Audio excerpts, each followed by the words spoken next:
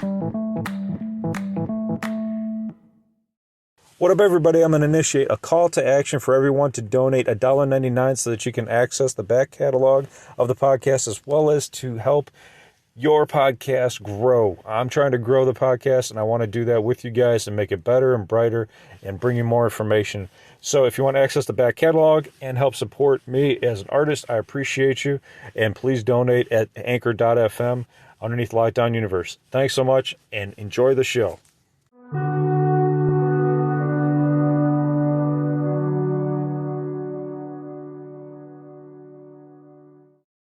What up, what up, what up? Welcome back to Lockdown Universe, home of the bizarre, peculiar, and unheard of stories of UFO, legend, and paranormal lore. Welcome back, welcome back. Happy to be back.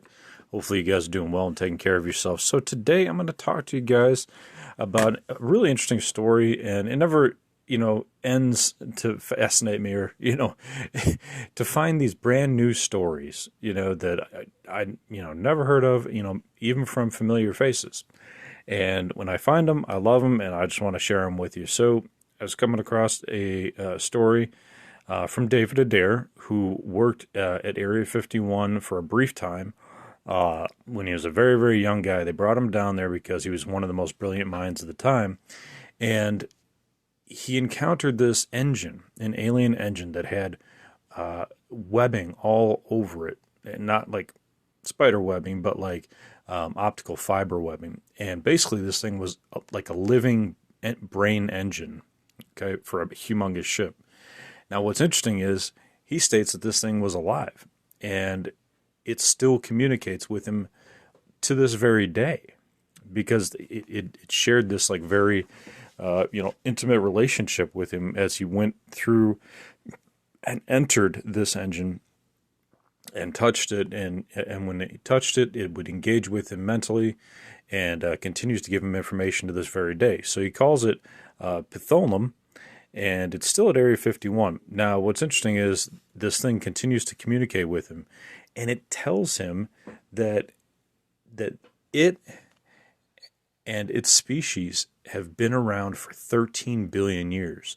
And David Adair stated, well, wait a minute. the universe is only, according to us, only 15 billion years old. And they said, well, we've been around for 13 billion of them. So that's pretty interesting. Now, what he also stated was that these things don't count or calculate time like we do. We calculate time on a very linear fashion, but they calculate time going from the past, present, and future all at the same time, because they can interact with the past, present, and future all at the same time.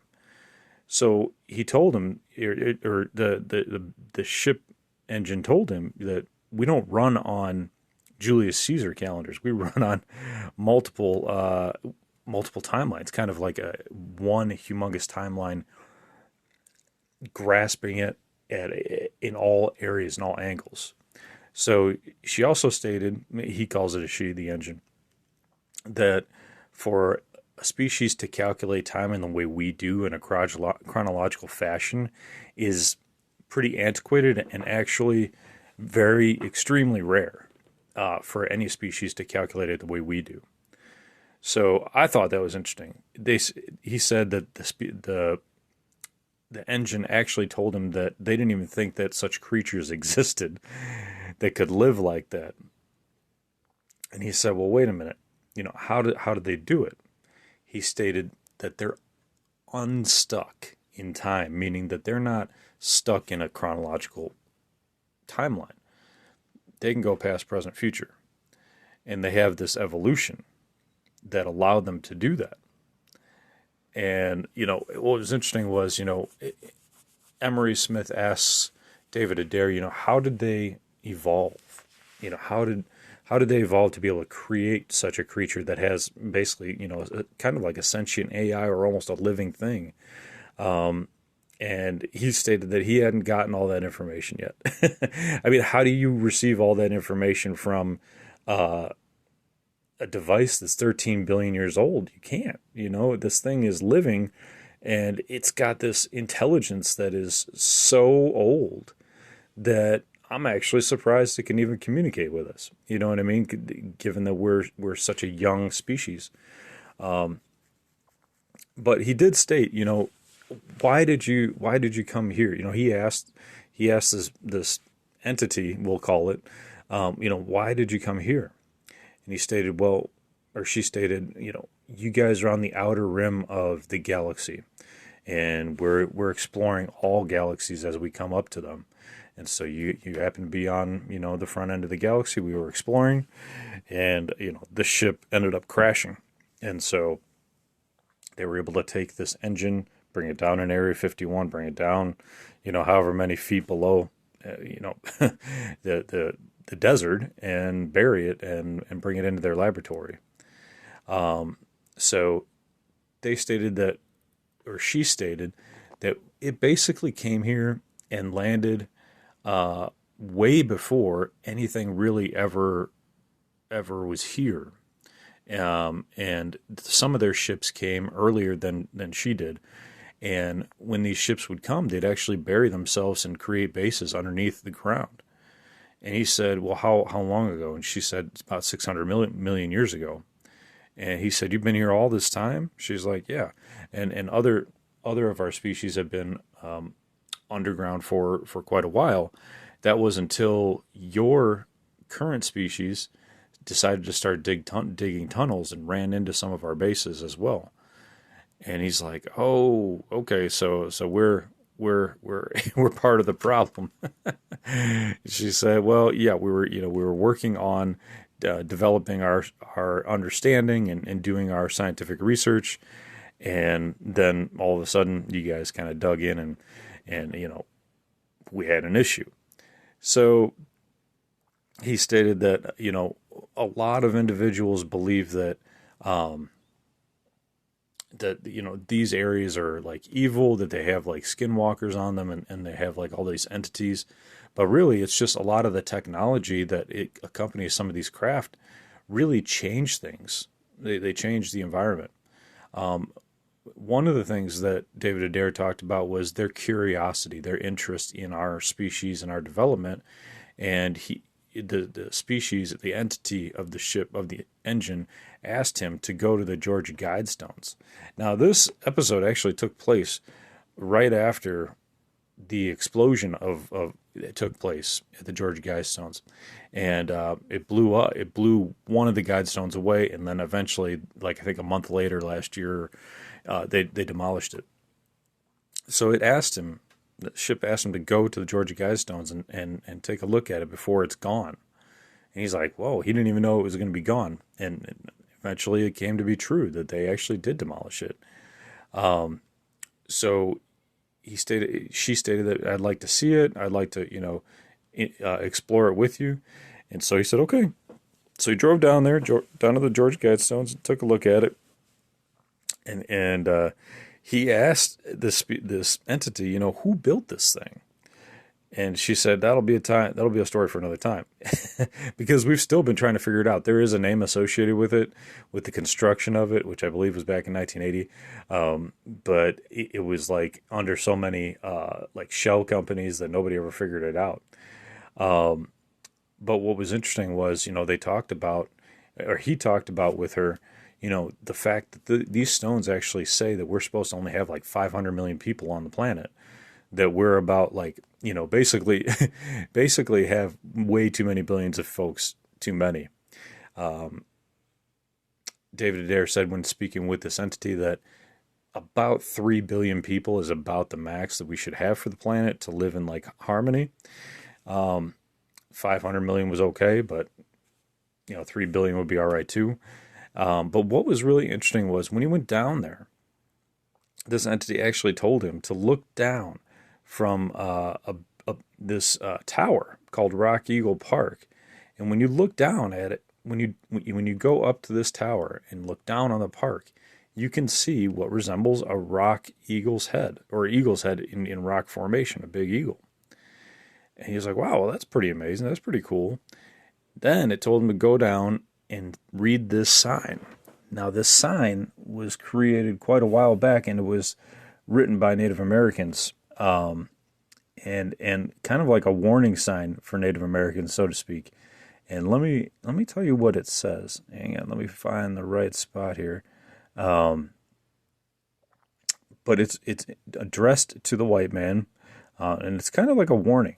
It's kind of like a warning for folks to not go down, and and it told them that there were species before the Native Americans were here, and they've since left, and it was a warning for the white man to be aware of this. And hang on, I'm going to put this on hold. So the sign clearly indicates that there was a species there prior to the Native Americans being there that had loved and lost and flourished. And it actually stated, this is a message to the white man on this plaque. It's still there today. So I wonder, if David Adair was led there by this Tholam, female-oriented space engine. If it was for a particular reason, maybe some of their bases were directly under that area. It's kind of interesting, right? And it'd be interesting to think about what kind of influence these previous inhabitants, or maybe still current inhabitants underneath the ground in caverns, are still having upon Earth. And it's really amazing to think about the fact that David Adair has continued to receive this information for 45 years, ever since he went down there back in, I think it was 74, 75, down to Area 51 and touched this brainchild of this craft. He continues to get messages, and he stated that they add up over time. And this episode is interesting because it kind of coincides with the episode I was talking about yesterday with superpowers from different craft. And I didn't really talk about, I talked a little bit about David Adair, but the fact that this story came out right after last night's episode just seems to make me think that, it's more than coincidence. It's fate, and we're on the right path. So again, it's a combination of, conscious assisted technology, they call it, as well as, its AI capabilities and its capabilities and technologies to give us or interact with us, and almost seem like it's giving us superpowers in a way, because there's no other way we'd be able to interact with a spaceship from a remote distance unless he had engaged with it. I think that this story could be written about for a movie, television show, a book, miniseries, and many, many more. I think this is just the tip of the iceberg for David Adair. This guy's really fascinating, really affable, really nice. It just seems like a kind, relaxed, chill person. And he's moving on. He's actually going to develop a space program in the Middle East, his own company. And he states that he's going to send his remote drones on a ship and stop it off on the moon and stop it off on Mars and run these drones and see what's going on in these certain areas that seem to have life. So it'll be interesting to see what happens in the next few years and see if David really gives us this open information that we really want, this disclosure info that we really are seeking. So anyway, guys, I hope you enjoyed this little story about David Adair, his relationship with this alien engine from a humongous craft that's down in Area 51. And kind of makes me think about Flight and Navigator. If you ever saw that Disney movie from back in the 80s, the kid actually had telepathic communication with this craft, and he had star charts in his head from it. But that's how they communicated, was through telepathy. Kind of interesting how art imitates life, and maybe life imitates art, and that kind of thing. But anyway, I hope you guys are taking care of your physical health, your spiritual health, your emotional health, following through on your hobbies and your goals and your dreams, and as always, continue to question that universe around you. Till next time, guys, take care, and Lockdown Universe out.